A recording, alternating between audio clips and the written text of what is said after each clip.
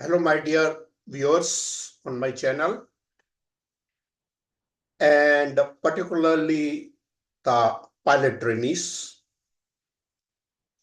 I'm sure you must have been looking forward to an answer to a question.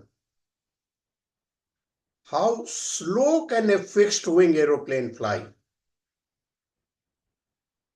Well, in my aviation tidbits, my Booty Aviation Training, SK Booty here, let me explain it to you that the total lift produced by a wing, upward force, to balance the downward force produced by the weight, amongst other factors, depends upon its true airspeed.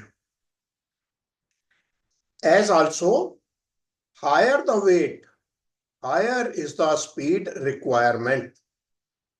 Other factors will be covered in due course. So therefore, at a speed less than the specified for a particular weight, the aircraft is unable to proceed forward and will suddenly drop, and it will enter a vertically downward flight path called stall.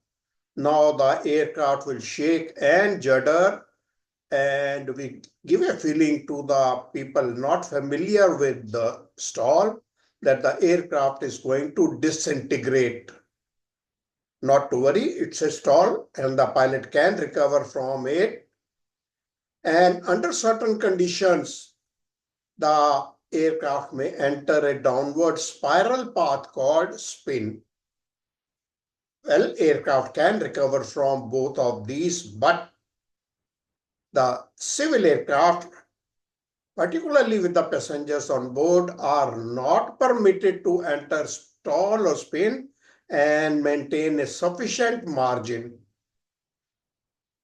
Well, they will never let the speed drop as low for the aircraft to stall. If you liked it, like and subscribe and share my YouTube channel, Booty Aviation Training, for many more such aviation tidbits coming up. Welcome to follow me on the Facebook.